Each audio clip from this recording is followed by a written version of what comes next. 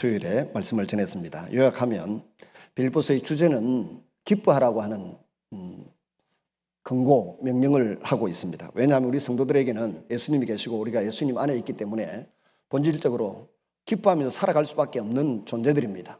주님을 바라보면 기쁨이 사라지지 않는데 주님을 바라보지 않고 사람이나 내 꿈이나 돈을 생각하면 우리에게 종종 기쁨이 사라집니다. 통장에 돈이 들어오면 기분이 샥 좋고 통장에서 돈이 빠져나가서 결제 날에 대금이 걱정이 되면 저처럼 실수하는 일이 생깁니다.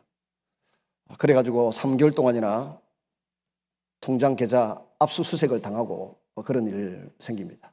다행히 3개월 반 동안 압수수색 이후에 아무런 사기꾼이 아니다라는 게 증명이 되어서 얼마나 감사한지 모르겠습니다.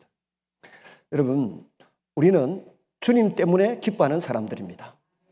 그 다음 2절 이제 3절까지의 내용은 보면 세 가지는 조심하라 그러고 세 가지는 장려하고 있습니다. 세 가지 조심해야 될 것은 뭐냐 하면 계들을 삼가하라. 이방인의 문화, 이방인의 불신자들의 문화 풍속을 조심하란 말입니다. 그리고 행악하는 사람들, 우리 주변에 나쁜 사람들이 있습니다. 교회 안에도 있을 수 혹시 있고 교회 밖에 많습니다. 그런 사람들을 상대해가지고 같이 싸우겠다고 덤벼들었다가는 같이 위기와 어려움을 겪는다는 겁니다. 사이비 이단 같은 사람들, 특별히 행악하는 자들인데 그런 사람들하고 싸워서 이기겠다고 하다가 우리도 악한 자가 되기 쉽습니다. 그러니까 그런 사람 조심하란 말이고, 그 다음에 몸을 상해하는 일, 이건 옛날 개혁 성경에는 손 할례당이다 그랬습니다. 몸에 할례를 행하고 나는 유대인이고 아브라함의 후손이다 큰 소리치고 자랑하고 그런 거 하지 마라. 그보다 더 중요한 것은 진짜 내면의 할례를 행하고 정말 예수님 안에서 거듭나고 새롭게 된 사람이 진짜 할례당이고, 바울은 내가 바로 그런 할례파다 이렇게 말하고 있는 거죠. 형식주의이고 폼만 잡는 그런 사람이 되지 않도록 주의하라. 그 다음에 세 번째, 장려할 것 세 가지를 말합니다. 하나님의 성령으로 봉사하라. 이 말은 예배하라는 말인데, 예배를 드릴 때 신령과 진리로 예배하라. 하나님께서는 우리 두세 사람이 모인 곳에 우리와 함께 하신다고 약속하셨습니다. 새벽기도에 두세 사람이 모인 곳에 하나님이 함께 하심을 믿습니다. 그리고 지난 수요일 보니까 많이 나오셨던데, 수요일 예배에 모인 그 예배에 주님이 함께 하시고 기뻐하시는 줄로 믿습니다. 주님의 약속입니다. 성령으로 예배하라. 그 다음 두 번째 권장하는 것은 자랑하되 예수님으로 자랑하라. 돈 자랑해봤자 얼마 못 갑니다. 건강 자랑해봤자 시간 지나면 근육 빠지고 우리의 몸이 살이 빠지고 주님 앞에 가야 될 날이 다가옵니다. 그래서 우리가 자랑해야 될 것은 눈에 보이는 것들이 아니고 진짜 예수님을 자랑해야 된다. 예수님 자랑하다가 예수님과 함께 천국에서 영원히 살게 되고 이 땅 위에서도 천국을 누리며 살게 될 줄로 믿습니다. 그 다음 세 번째 자랑해야 될 것이 뭡니까? 세 번째, 육체를 신뢰하지 않는 것. 자기 결심, 자기 몸에 할례를 받았다, 세례를 받았다, 믿음의 가문에서 태어나고 성장했다, 이런 거 자랑하지 말라는 겁니다. 진짜 자랑해야 될 것은 예수님, 우리의 신앙이다. 바울이 이걸 지금 2절, 3절에서 말했습니다. 그리고 이제 4절부터 바울이 자기 자랑거리를 쭉 7가지 정도를 소개하면서 결론적으로는 예수님 외에는 자랑할 것이 하나도 없다, 그렇게 말합니다. 이제 오늘 말씀으로 들어가서 보면 우리가 곧잘 예수 믿는다는 말을 합니다. 도대체 예수 믿는다는 말이 무슨 말입니까? 어떻게 하면 예수 믿는다는 말이냐? 전도학에서는 예수 믿는다는 말을 이렇게 정의합니다. 예수님을 나의 구주로 믿는다. 그리고 내 인생의 목적이 예수님이다. 예수님이 나의 주인이시고 예수님이 나의 왕이시고 예수님이 나의 전부이다 말하는 그런 사람이 진짜 예수 믿는 믿음을 가진 사람이다, 이렇게 표현할 수 있습니다. 다시 말씀드리면 전도학에서 신학에 예를 들어 성령론도 있고 신론도 있고 성자 하나님론도 있고 율법 교리도 있고, 근데 전도를 많이 하는 사람들이 내리는 그 예수 믿는 것의 정의 뭐냐? 예수님을 나의 구주로 고백하고 예수님 내 인생의 왕이시고 주인이시고 나의 인생의 목적이 되는 것, 이것이 예수 믿는다는 말이다, 이렇게 표현을 합니다. 그런데 종종 신앙생활을 한다고 하면서 예수님이 수단이 되고 방법이 되는 그런 사람들이 있습니다.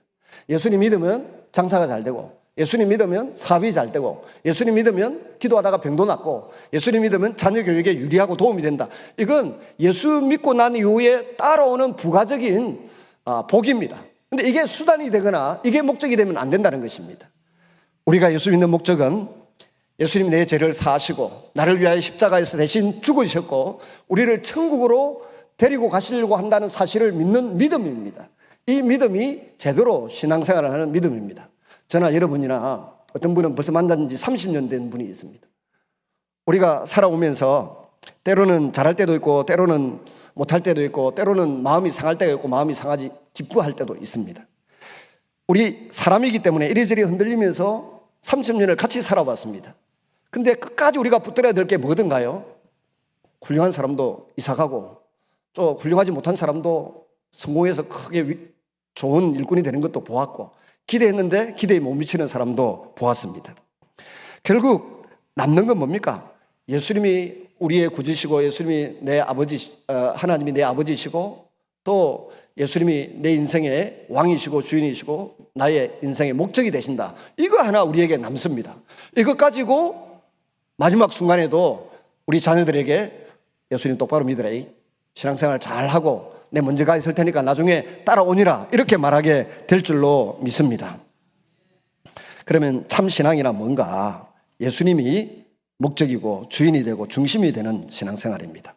사회학적인 이론으로 말하면 예수님을 믿는다고 하는 것은 하나의 예수님 중심의 가치 기준을 가지는 것입니다. 가치의 변화가 일어나는 것입니다. 예수님이 중심이면서 우리의 알파와 오메가가 되시는 겁니다. 예수님으로 말미암아 내 속 사람이 변화되고 가치관이 전적으로 달라집니다.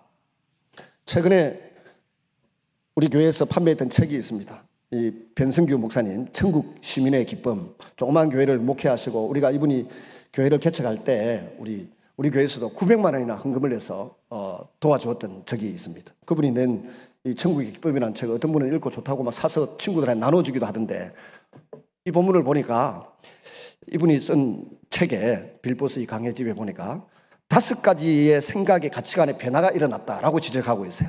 하나님에 대한 지식의 변화가 일어났다. 두 번째는 삶의 동기에 대한 변화가 일어났다. 또 인생의 목적에 대한 변화가 일어났다. 네 번째는 삶과 죽음에 대한 변화가 일어났다. 가치관의 변화. 그리고 이방인에 대한 변화가 일어났다라고 이렇게 소개를 했더군요. 정말 우리가 예수님을 믿으면 이런 모든 항목들에 대해서 세상을 바라보는 모든 시각에 대해서 변화가 일어나기 시작합니다. 그래서 신중해지고 폭이 넓어지고 수용성이 강해지고 능력 있는 사람으로 자라가는 것입니다. 여러분 다시 결혼하면 어떤 사람하고 결혼하겠습니까? 어떤 분이 물었더니 이하여대 학생들이 유명한 목사님에게 물었더니 그 목사님이 이렇게 대답하셨어요. 수용성이 넓은 사람하고 나 결혼하고 싶다. 그런데 목회자에게 요구되는 것도 수용성입니다. 성도들이 무슨 말을 하든 잘 듣고 수용해서 정확하게 판단하면서도 그 사람을 배려해서 말할 수 있는 지혜, 배려심, 이걸 기대합니다. 목자들에게 기대하는 것도 그것입니다. 목원들이 구역 식구들을 별소리 다 합니다. 다 듣고 반박하지 않고 제가 주일날 설교와 가르치는 것만 소개하고 나머지는 개인적으로 이렇게 잘 풀어서 설명할 수 있는 이 수용성 있는 사람을 원합니다. 배우자에게 아내가 남편에게도 남편도 아내에게 기대하는 것이 이 수용성입니다. 우리가 물고 뜯고 싸우고 목소리 높이고 안색이 변하고 하는 것들이 시간 지나놓고 보면 아무 가치가 없는 배설물과 같은 것들입니다. 오르면 뭐하고 그러면 뭐합니까? 세계로교회 목사님이 구속되었습니다. 그걸 가지고 어떤 분이 이렇게 말했습니다. 영웅이 되겠구만 이랬어요. 옆에 있던 두 다른 목사님이 한 분은 은퇴했고 한 분은 저하고 친한 친구인데 이렇게 이야기했대요. 그런 말을 하냐고. 그래 둘이 싸웠대. 10분 20분 동안 싸우다가 이 목사님이 조용히 일어나서 나가버렸대. 화요일 날 일어났던 일인데 저는 뉴스를 잘 안 보기 때문에 늦게 알았어요. 가쁘대요. 그래가지고는 다시는 그 모임에 나타나지도 않는 거예요. 그래서 제가 어제 만났습니다. 이 친구를 만나. 에이, 한 목사, 옳고 그름이 중요하냐? 관계가 중요하냐? 잘 생각해봐라. 옳고 그름이 중요하냐? 관계가 중요하냐? 뭐가 중요합니까? 관계가 중요하죠. 부인하고 남편하고 이게 옳으냐 저게 옳으냐 싸우면 뭐합니까? 남편이 옳으면 뭐하고 아내가 옳으면 뭐합니까? 하나님이 맺어주신 부부라는 게 중요하고 천륜이 중요하고 인륜이 중요한 것이지 이게 옳다 그러다가 뭐가 중요합니까? 그래서 제가 그 친구한테 그랬어요. 빨리 형님한테 전화해라. 그랬더니 처음에는 내가 왜 전화해야 되나? 그래서 제가 그랬어요. 옳고 그름이 중요하냐? 관계가 중요하냐? 관계가 중요하지. 빨리 전화해라 이랬더니 옆에 있는 다른 분들이 장로님도 목사님도 하시는 말씀이 남 목사가 한마디 하니까 얘 하네 아무 소리 못하네 그러더라고요. 제 자랑하는 게 아니고 그렇습니다. 소 목사님 구속되었습니다. 제가 이야기하는 우리 교회 안에 민주당 당원도 요 앉아 계시고 국민의힘 당원도 앉아 계시는데 둘 중에 누가 구속되더라도 우리는 눈물로 기도할 것입니다. 기도 안 할 겁니까? 예를 들어 진보정당에 있는 분이 활동하다가 구속되면 그분을 선처하거나 하나님의 은혜를 베풀어서 빨리 석방시켜달라고 기도하지 않겠습니까? 또 보수계통에서 열심히 일하다가 나라를 위하고 민족을 위해서 일한다고 막 하다가 구속됐다. 기도 안 할 것입니까? 기도에 대한 평범한 겁니다. 근데 그걸 가지고 왜 싸웁니까? 우리는 좌파든 우파든 진보든 보수든 하나님 안에 예수님 안에서 믿음 생활을 하고 있습니다. 정치적인 가치관, 문화를 보는 가치관, 대통령을 바라보는 가치관에 약간 차이가 있을 뿐입니다. 가장 중요한 것은 내가 예수님 안에 있는 하나님의 식구들이고 하나님의 가족인 것을 고백할 수 있기를 바랍니다. 기도해 주시기를 바랍니다. 제가 구속되었다라는 마음으로 기도해 주시기를 바랍니다. 교회가 살아야 되고 나라가 살아야 되고 이 민족이 살아야 됩니다. 기도해 주시기를 바랍니다. 좌파든 우파든 구분하지 않고 예수님 안에 있다는 그 하나를 소중하게 귀하게 생각할 수 있기를 바랍니다. 이런 가치관의 변화가 예수님 믿는 사람에게는 끊임없이 일어나야 됩니다. 옳다고 생각했는데 나중에 보니까 틀리더라. 제가 한 3, 4개월 전에 어떤 분 앉혀놓고 몇 사람이 유력한 사람들이 보는 데서 아주 심하게 말했습니다. 저는 100% 제가 옳다고 생각했습니다. 저를 따르는 사람들이 다 옳다고 생각했어요. 그래서 굉장히 심하게 뭐라 했습니다. 3개월이 지났는데 제가 얼마 전에 만나서 사과도 하는데 만나서 이야기하지만 네 전화는 다시는 안 받는다 그러더라고. 시간이 가면 갈수록 내가 잘못했구나. 그래서 제 인맥에 예를 들어 30%를 잃어버렸어요. 저를 지지하는 세력의 30%를 잃어버렸습니다. 그 사람 뭐라 하고 하는데 분명히 잘못했습니다. 약속을 5가지, 6가지 했는데 하나도 안 지킨 거예요. 그래서 되게 뭐라 했어요. 좀 삐져가지고 전화도 안 받습니다.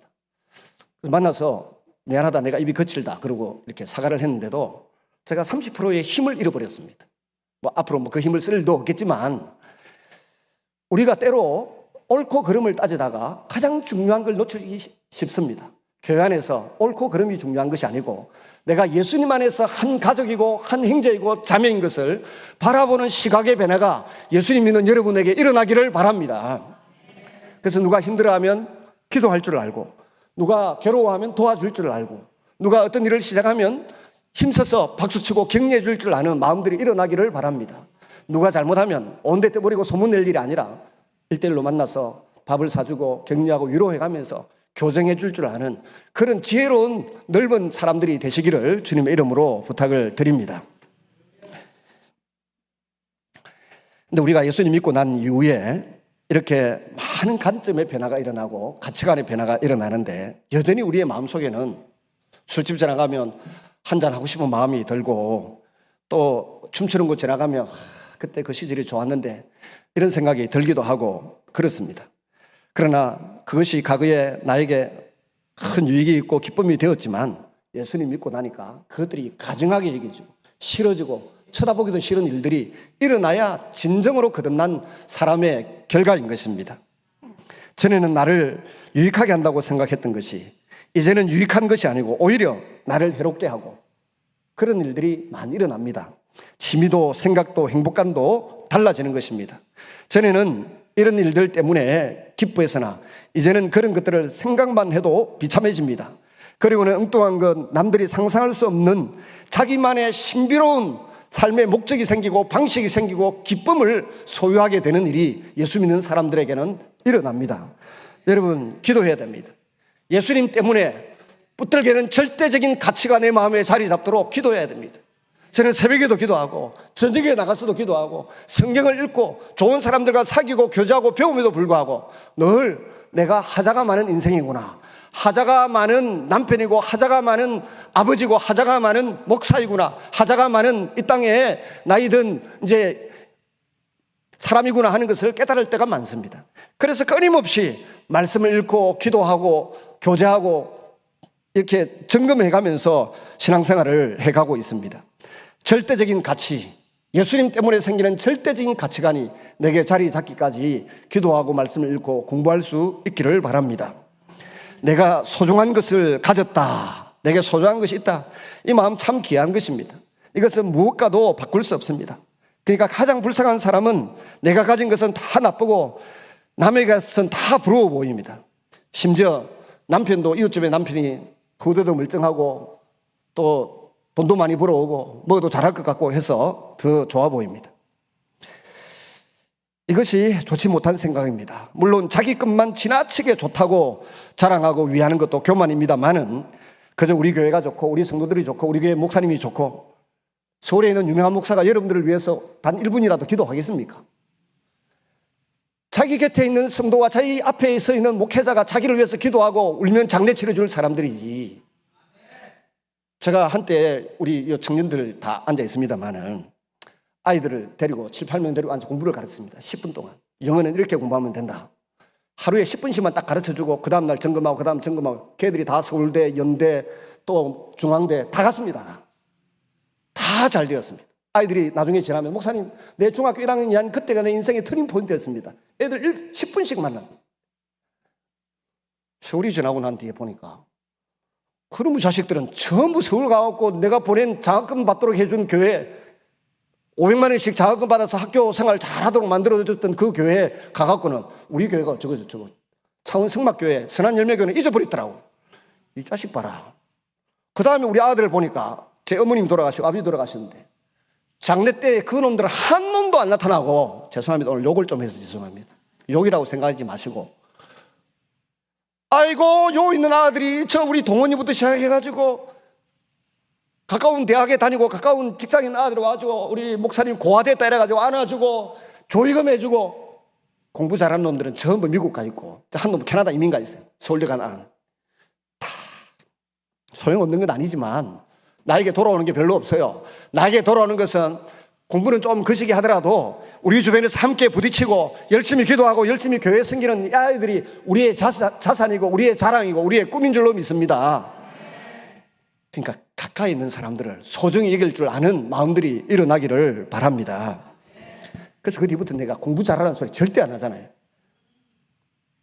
공부 가르치겠다는 소리도 안 합니다. 오늘 우리 인생의 가치관이 중생해야 합니다. 아직도 이 가치관도 중생하지 못해서 먹고 마시는 세상이 좋고 그 전에 것이 좋아 보이고 비기독교적인 것이 좋아 보이면 그는 참으로 못난 사람입니다. 참으로 잘못 믿은 사람입니다. 오늘 본문 3절, 거슬러 올라가서 3절을 보면 사도 바울은 성령으로 예배하고 영적인 것을 소중히 여기고 예수님을 자랑하고 있습니다. 그의 긍지와 그의 자부심이 예수님에게 뿌리를 다 내리고 있습니다. 예수님만을 신뢰한다고 고백하고 있습니다. 그리고 나서 그는 그전에 좋아하던 것을 포기했다고 말합니다. 그런데 우리가 무엇인가를 위하여 어떤 것을 포기할 때는 그 포기한 것만큼의 그 무엇에 대한 가치관을 인정받게 됩니다. 이것이 가치관의 변화이고 가치인식입니다. 어떤 가치 체계는 자체는 내가 인정한다고 해서 있고 부인한다고 해서 없어지는 것이 아닙니다. 내가 그것을 위하여 버리고 포기한 것만큼, 내려놓은 것만큼 더 커지는 것입니다. 이 점을 깊이 생각해야 됩니다. 이용규라고 하는 선교사님이 서울대 동양사학과를 졸업했습니다.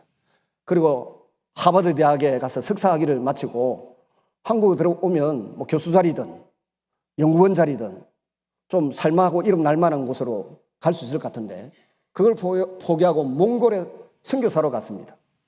그래서 처음에 낸 책이 내려놓음이라고 해서 제가 읽어보았습니다. 나중에 보니까 더 내려놓음이라는 책이 나왔습니다.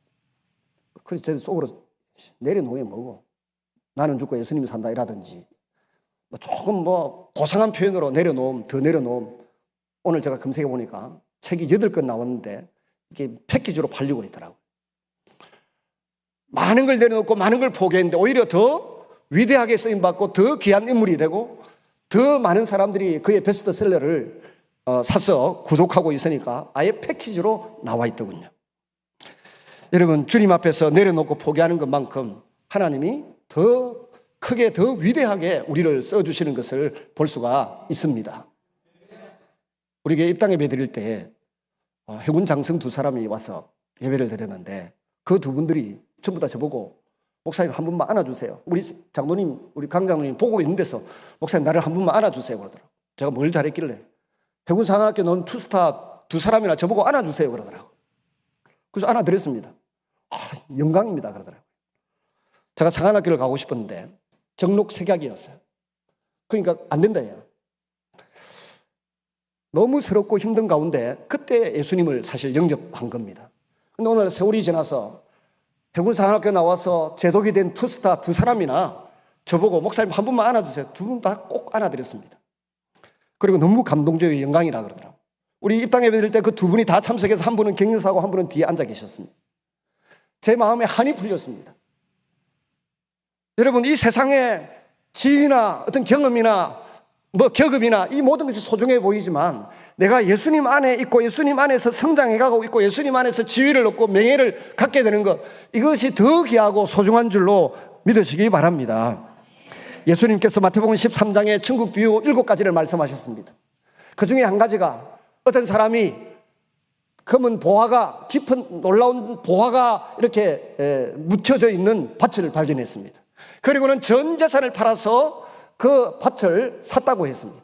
사람들이 어리석게 저걸 왜 사나 그랬는데 나중에 보니까 값으로 매길 수 없는 보화가 그 밭에 감추어져 있었다고 했습니다. 우리가 예수를 믿는다고 하는 것은 그런 것입니다. 이 세상에 많은 것을 내려놓고 많은 것을 포기한 가운데 예수님을 믿는 것, 너무 소중하고 너무 귀한 것을 얻게 된 것입니다. 제가 고등학교 3학년 때 주님을 영접했습니다. 친구 3사람을 전도했습니다. 한 친구는 나중에 세종대학을 갔고 한 친구는 더 좋은 대학을 갔을 텐데 이 최일구라는 친구가 있었습니다. 전도를 쭉 하고 이야기했더니 네 이야기 들어보니까 예수 믿으면 내가 포기할 게 많고 손해보는 게 많아서 못 가겠다 이러더라고요. 근데 무슨 생각인지 한 달 뒤에 따라왔습니다. 여러분, 우리가 예수님 믿는 것, 많은 걸 내려놓고 많은 걸 포기하는 것 같은데 결국은 예수님 안에서 더 귀하고 더 놀라운 것을 얻게 되는 복이 그 가운데 임하는 줄로 믿습니다. 그래서 예수님은 마태복음 5장 29절에 말씀하십니다. 예수 믿는데 방해되거나 천국 가는데 방해되는 것이 있으면 눈도 빼버리고 팔도 찍어내버리고 다리도 잘라내고서라도 천국은 가야 된다라고 말씀했습니다. 사실 그 반어법이거든요. 오른 눈이 범죄하면 오른 눈을 뽑아버리고 왼손이 오른팔이 범죄하면 오른팔을 뽑아버리고 오른 다리가 범죄하면 오른 다리를 잘라버리고 남는 게 뭐 있습니까 그러면? 머릿속으로 범죄를 얼마나 하는데 먹을 잘라버릴까? 내 마음으로 죄를 얼마나 지는데 마음을 도려내버릴까요? 이 말씀은 무슨 말인가 하면 인간은 죄 덩어리고 인간은 별 수 없는 존재라고 하는 것을 깨닫고 주님만 바라보고 주님만 의지하고 천국을 바라보고 살아라, 그런 의미인 것입니다. 사람을 자기 자신도 믿지 말고 다른 사람도 지나치게 믿지 말고 주 예수님의 말씀을 믿고 받아들임으로 살아라, 그런 것입니다. 우리는 가장 많이 속는데 누구에게 가장 많이 속습니까? 자기 말에 가장 많이 속고 자기 결심에 가장 많이 속고 우리가 작심삼일을 한두 번 합니까? 나는 이렇게 부족하기 때문에 오직 주님이 가장 소중하고 가장 귀하다는 것을 믿고 고백하는 것입니다. 예수님 믿는 것의 가치가 그처럼 소중하다는 것입니다. 그러므로 무엇을 버렸느냐 하는 것이 결정적인 문제입니다. 바울은 내 사람의 가치관, 과거에 좋아하던 것들을 깨끗이 버렸다고 했습니다. 오늘 본문, 다음 주에 볼 본문에서는 8절 이하인데 모든 것을 버렸다고 말했습니다. 스스로 상실하고 스스로 포기하고 스스로 내어버렸다라고 말씀하고 있습니다. 다 포기했다고 하면서 오늘 본문에 보면 나도 자랑할 게 있다라고 7가지를 자랑하고 있습니다.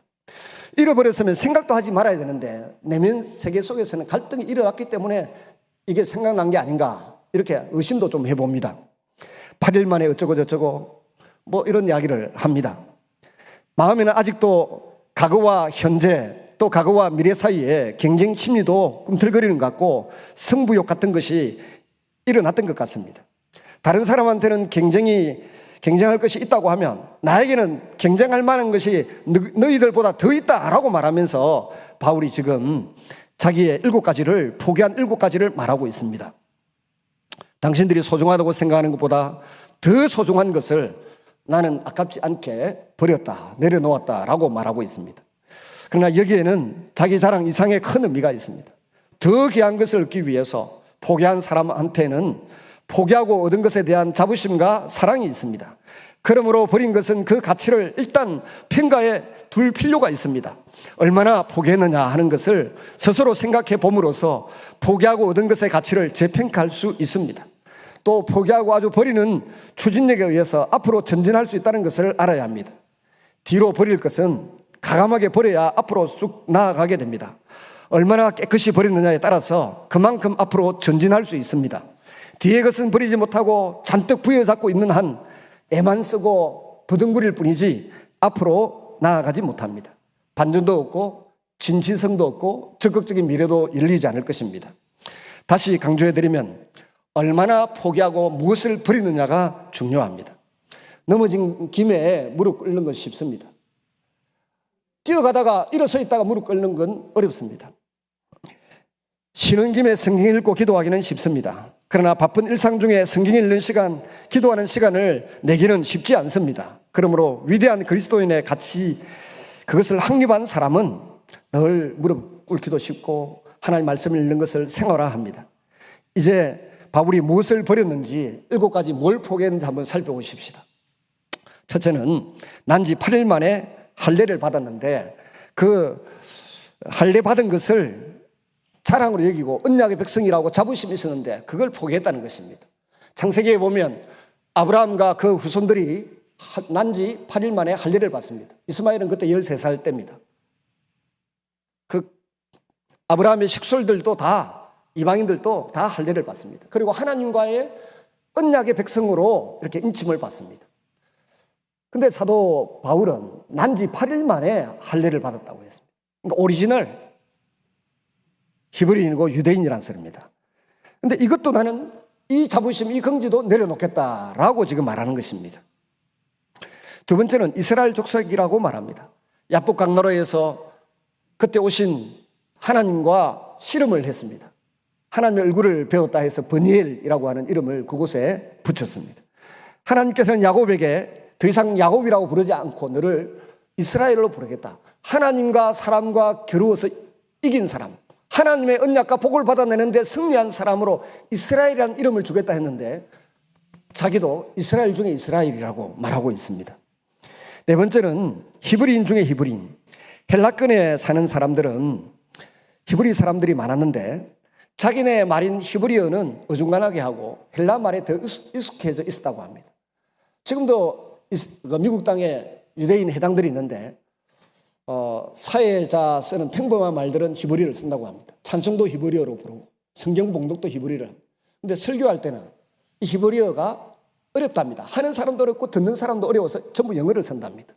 그처럼 히브리어는 어려운 언어인데 이 사도 바울은 헬라어도 아주 능통한 사람이고 동시에 히브리어도 아주 능통해서 로마에 올라갔다가 천부장에게 구출받아서 천부장의 막사로 끌려 들어가면서 잠시 나에게 말할 기회를 달라 해서 일장 연설을 하는데 히브리 방언으로 힘차게 그들을 설득하고 그들에게 복음을 전하는 모습을 볼 수 있습니다. 헬라어와 히브리어에 능통한 사람이 사도 바울이었다는 것입니다. 그래서 히브리인 중에 히브리인 할 때 난 대강 어중간한 히브리인 정도가 아니다.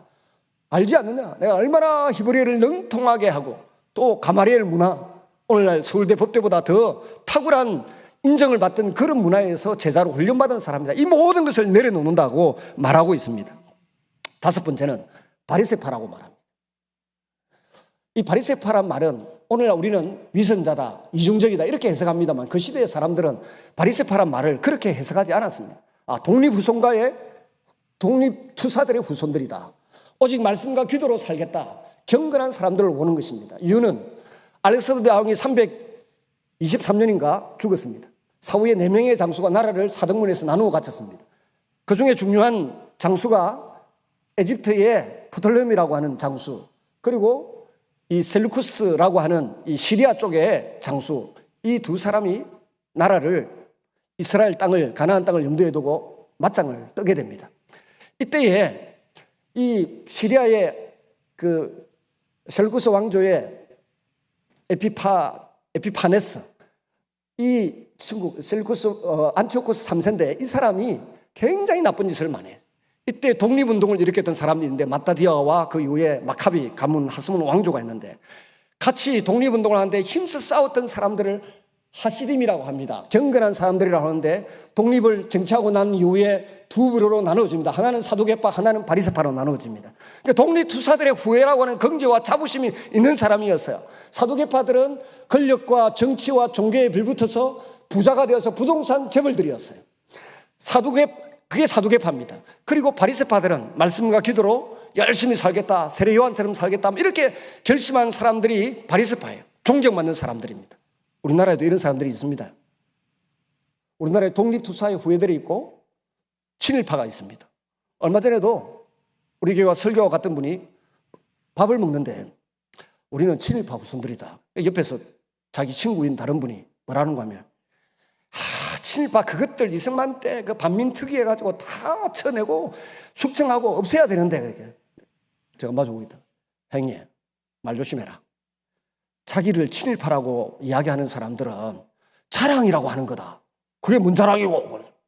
우리 교회도 친일파 여기 한 분 앉아 계십니다. 친일파들은 그 당시에 많이 공부한 사람, 많이 배운 사람, 집과 땅이 많고 부자들이에요. 그래서 우리는 빼려 있는 가문이고 조상 때부터 뭔가 가진 사람들이다 라고 하는 이야기를 하니까 우리 목사님, 선배 목사님이 이분이 말하기를 난 목사 어찌 알았노? 내가 친일파라고 자랑하는 인간들을 가만히 보니까 다 과거에 우리 집은 면장했고 우리 집은 학교장했고 우리 집은 뭐 했고 대구 사범대학을 나왔고 다 그러더라. 가만히 보니까 우리가 너희들한테 같이 어울릴 수 있는 그런 빼대가 아니라 혈통이 있고 공부도 많이 하고 가진 게 많은 할아버지, 아버지 이 가진 사람들이 이걸 자랑하는 거예요. 근데 그걸 모르고 입다가 친일파 그것들 반민특위 때 다 잘라야 되는데 이렇게 말하더라고요. 친일파 손 들어보세요. 한 분 계신데 손 안 들어보세요. 자랑하는 거예요. 이 바리새파는 지금 그런 사람들이에요. 자기 나름대로 자랑거리가 있는 거예요. 그래서 바울이 내가 자랑거리인 이 바리새파 출신인데 이것도 내려놓았다라고 말하는 것입니다. 여섯 번째는 열심히 교회를 핍박했다는 것입니다. 유대인들, 유대교와 한편 묵은 사람이었다. 너희들하고 내가 원래 한편이었다. 이렇게 말합니다. 일곱 번째는 율법에 어려는 흠이 없는 자라고 말합니다. 야, 이걸 자랑할 수 있을 만한 사람이 얼마나 되겠습니까? 근데 바울이 율법으로 흠이 없는 사람이다. 이렇게 자랑을 했습니다. 일곱 가지를 이렇게 자랑해 놓고는 유대사에 어디에 내놓아도 당당한 가마리엘 문화의 학자요 히브리인이요 종교에 능통하고 모든 사람에게 존중받을 수 있는 이스라엘 백성으로서 아주 높은 긍지를 가진 사람이라고 이야기를 합니다. 근데 이 모든 것을 예수님 때문에 스스로 다 내려놓았다. 다 포기했다라고 말하고 있습니다. 여러분 다시 한번 생각해 보십시다. 7절 말씀에 그 이전에 유익하던 것을 지금은 예수님을 위하여 해롭게 여긴다. 배설물로 여긴다. 똥같이 취급한다. 이렇게 말하고 있는 것입니다. 전에는 그렇게 소중했던 것이 예수님 때문에 더 이상 자랑거리가 아니고 부끄러움이 되었고 나에게 해를 끼치는 것이 되었다라고 말합니다. 무관심할 뿐만 아니라 앞으로는 절대 가까이 하지도 않겠다라고 생각하는 것입니다. 여기에 해롭게 여긴다. 여기에 중요한 의미가 있습니다. 이것은 예수님 밖에 있을 때 유익하던 것들이 예수님을 알고 예수님 안에서 발견되고 나니까 정말 유익한 것은 예수님 안에만 있지 예수님 밖에 있는 것은 나에게 유익할 것 같은데 보니까 오히려 해를 끼치고 나를 망하게 하는 것이었다. 이렇게 고백하고 있는 것입니다. 여러분 예수님 믿으면서 무엇을 내려놓았습니까? 예수님 때문에 무엇을 포기해 보셨습니까? 예수님 때문에 더 내려놓아야 될 것이 무엇입니까? 오늘 본문은 바울을 통해서 우리에게 그 질문을 하고 있는 것입니다. 그런데 그것을 내려놓으면 내려놓을수록 하나님은 놀라운 것으로 나에게 채우시고 나에게 충만하게 해주실 줄로 믿습니다. 제가 처음으로 귀신을 쫓아내고 그야말로 너무 기분이 좋아가지고 친구에게 전화했습니다. 야, 그때 우리 군목 제대하고 미국에 그 디민 박사학위 받으러 갈라다가 안 갔는데 야, 오늘 내가 귀신을 쫓아냈거든. 저 부산에 있는 친구, 제 목사라는 친구가 있습니다. 전화해가지고 야, 박사학위보다 귀신 이거 쫓아내보니까 신나고 재밌다. 첫째는 내가 하나님의 사람이라는 것이 증명이 되었고, 둘째는 성령이 내 안에 계신 것이 증명되었고, 무엇보다 중요한 것이 예수님 이름으로 진짜 귀신이 나가더라. 그 사촌 동생이 지금 앉아서 예배드리고 얼마나 놀라운 일인지 몰랐어요. 그 이후로 귀신을 100마리쯤 쫓아내는데 요새도 만나면 한 방에 예수님 이름이 건세가 있습니다. 세상의 것을 포기하고 내려놓은 대신 주님의 이름이 그처럼 힘이 있고 성령님의 능력이 나와 함께한다는 건 이것만큼 자랑스럽고 귀한 일이 어디에 있습니까? 우리가 함께 모여있을 때, 우리가 함께 기도할 때, 함께 찬양할 때, 함께 말씀을 들 때에 하나님께서 우리의 아버지이시고 하나님께서 우리의 보호자이시고 하나님이 우리의 상급이시고 방패이신 것이 증명될 줄로 믿습니다. 가끔 처음 믿는 사람들 중에서 이렇게 농담합니다. 나는 예수님 믿어서 손해 많이 보았습니다. 먹을 거, 마실 거, 또 가고 싶은 거 못 갑니다. 특히 주일날 낚시도 못 가고 골프 치러도 못 가고 못 갑니다. 농담처럼 그런 이야기를 하시는 분들 종종 봅니다. 전에 호주 멜버른에 어쩌다가 집회를 하게 됐어요. 호주를 제가 두세 번 갔던 것 같은데 마루 가는 가면 동성애 반대한다고 시드니까지 가서 떼거리로 몰려가가지고 막 동성애 이거 안 된다, 한국에 들어오면 안 된다고 시드니에 가가지고 막 데모까지 하고 왔습니다. 저보고 누가 자살하더라고. 뭘 잘 몰라가지고 막 그 데모까지 하고 왔는데 그때 멜버른에 불려가서 집회를 하고 놀라운 일들이 많이 일어났어요. 마치고 나니까 몇몇 사람이 돈 벌러 가자 하더라고. 돈 벌러. 이게 뭔 소린가 했더니 저 사람들이 다 판사들이고 그런데 돈 벌러 가자는 말이 무슨 말입니까? 한국 사람이 무슨 말인데? 그랬더니 골프 치러 가자는 소리입니다. 호주 멜버른에서 그 골프 치는 데는 돈이 별로 안 드니까 여기서 골프 많이 치면 돈 번다는 거예요. 판사들이 뭐 연수인가 뭐 안식년인가 이래갖고 몇 명 와 있다가 자기들끼리 집회 다 마치고 기도 다 받고 나는데 돈 벌러 가자. 주일날 외국에서 골프 치는 게 돈 버는 일이라 그 집사님들이 판사들이. 근데 우리가 예수 믿고 나니까 특별히 우리 장로교에서 고신재단에 있으면서 주일날 골프를 치러가 안 된다는 겁니다. 다 내려놓은 것입니다. 예수님 때문에 그런 것들을 포기하지만 예수님 안에서 우리가 얻는 유익이 많은 줄로 믿습니다. 예수님 믿는 신앙 때문에 내려놓은 것이 있습니까? 포기한 것이 있습니까? 그런 포기, 그런 손해는 많이 보면 많이 볼수록 나에게 큰 유익이 있습니다. 영혼이 잘 되고 범사가 잘 되고 강건하게 되는 복이 임할 줄로 믿습니다. 예수님을 믿고 얻은 것이 너무나 많기 때문에 그렇습니다. 너무나 중요한 것을 얻기 때문에 그렇습니다. 그래서 사도 바울은 고린전서 2장 1절에서 이렇게 고백합니다. 내가 너희 중에서 예수 그리스도와 십자가에 못 박히신 것 외에는 아무것도 알지 아니하기로 하였노라. 갈라디아서에서는 그리스도와 함께 십자가의 정과 그 욕심을 못 박았느니라. 갈라디아서 2장 20절에 말하죠. 현재 완료형으로 I have been crucified with Christ. 예수님과 함께 과거 어느 시점부터 지금까지 못 박혔다. 이걸 자꾸 주장해야 돼요. 자꾸 강조해야 돼요. 화가 날리고 할 때마다 내가 예수님과 함께 죽었다 해놓고 여기서 왜 화를 내지? 내가 예수님과 함께 죽었다고 해놓고 십자가의 정과 욕심을 못 박았다 해놓고 왜 이렇게 성질을 부리지? 왜 헛된 꿈을 꾸지? 야망을 갖고 있지? 그럼 다시 또 주장하고 못 박아야 됩니다. 그래야 내 안에 예수님이 살아계셔서 예수님이 왕이 되고 지배자가 되고 통치자가 되어서 이놈 봐라. 이거 좀 맡겨놓으면 쓸만하겠다. 돈도 수억을 갖다 맡기고 놀라운 일들이 일어나는 것입니다. 개편 선교대 하는데 목사님 13억을 맡겨주셨어요. 저한테 13억을 저한테 맡겨주셨어요. 너무 감사하다고 나중에 목사님 장로님들이 금반지를 만들어 왔더라고. 새 돈짜리. 그래서 최근에 끼고 있던 게 그겁니다. 선교부에서 200만 원 드는 감사 반지를 만들어 왔더라. 13억을 모아가지고 행사를 치르고 나니까 여러분들은 뭐가 뭔지도 모르고 오라 해도 안 오시더라마는 여러분 내려놓고 포기하고 나니 하나님이 더 크게 더 귀하게 써주시는 것입니다. 제가 처음에 이사장을 만났을 때 애국 나갈 때 전부 자비로 갔습니다. 이놈 자식들이 오늘 와 욕이 나오지 자꾸. 나가는데 비행기 값도 안 주는 거예요. 그래서 우리 교회에서 좀 주기도 하고 뭐 이래 갔는데 대회 마치고 나니까 이번에 캄보디아 가는데 500만 원이나 아무 소리 안 하고 결제가 탁 주더라고. 원래 결제도 제가 하는 것이지만 이게 뭐 내 경비를 대라 이러면 미안하고 부끄럽잖아요. 그래서 말을 안 하는데 뒤에 나중에 그분들이 내린 평가가 뭔가 하면 남 목사는 자기 몫을 안 챙기더라. 그러면서 전적으로 믿고 따라주고 헌신하고 처음에는 2번, 3번 설득해야 되는데 지금 한마디면 그냥 다 순종하는 것을 보게 됩니다. 여러분, 좀 하나님 앞에서 인간적이고 세상적이고 개인적인 욕망을 내려놓으면 하나님이 요놈 봐라. 이 사람한테는 뭘 맡겨도 되겠다. 돈을 13억을 맡겨도 되겠구나. 이 사람한테는 이 사람을 맡겨놓아도 되겠구나. 그런 마음을 품는 것입니다. 저는 여러분을 사랑합니다. 속 썩이는 사람일수록 더 사랑합니다.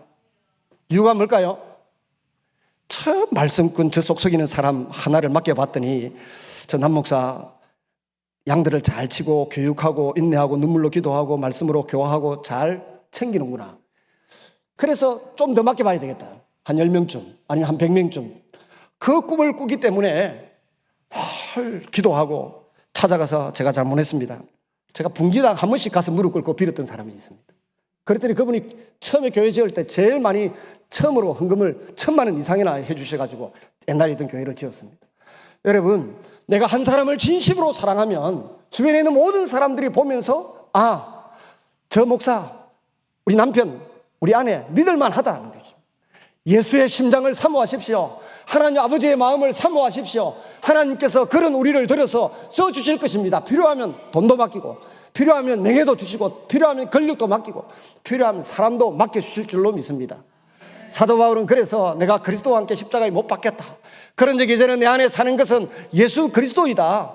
내가 육체를 가지고 살아가는 이유는 하나님의 아들을 믿는 믿음을 가지고 살아가는 것이다. 갈라디아서 2장 20절에 말씀해 왔습니다. 나는 죽고 내 안에 그리스도가 사는 삶을 살아갈 수 있기를 바랍니다. 이거는 기독교 2000년 역사의 복음의 핵심 메시지입니다. 나는 죽고 내 안에 그리스도께서 살아 계신다.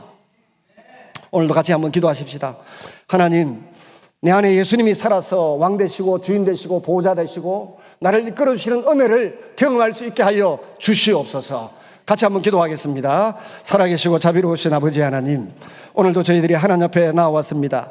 우리가 드리는 예배를, 오늘 우리가 드리는 찬양을, 오늘 우리가 드리는 하나님 앞에 모든 꿈을 꾸고 계획하는 모든 것들을 하나님 앞에 내려놓습니다. 주님께서 원하시는 대로 내 정과 욕심을 십자가에 못 박습니다. 하나님이여 긍휼을 베풀어 주시옵소서. 하나님, 내 안에 주님께서 왕 되시고 주인 되셔서 통치하시고 이끌어가 주시기를 간절히 소원하고 기도합니다. 자비로우신 아버지 하나님, 우리의 심령 속에 주께서 말씀하셔서 주의 말씀이 살아서 꿈틀거리게 하시고 힘들고 어려울 때마다 그 말씀이 떠올라서 그 말씀에 순종할 때에 승리가 있고 기쁨이 있고 소망이 넘치는 일들이 일어나게 하여 주옵소서. 사도 바울처럼 우리의 육신적이고 세상적인 자랑거리를 수없이 내려놓고 포기하고 뱃설물로 이길 수 있는 믿음을 저희에게 허락하여 주시옵소서. 주님과 더불어 살고 주님과 더불어 승리하는 우리의 삶이 되어가도록 은혜를 베풀어 주시옵소서. 예수님 이름으로 기도드리옵나이다. 아멘.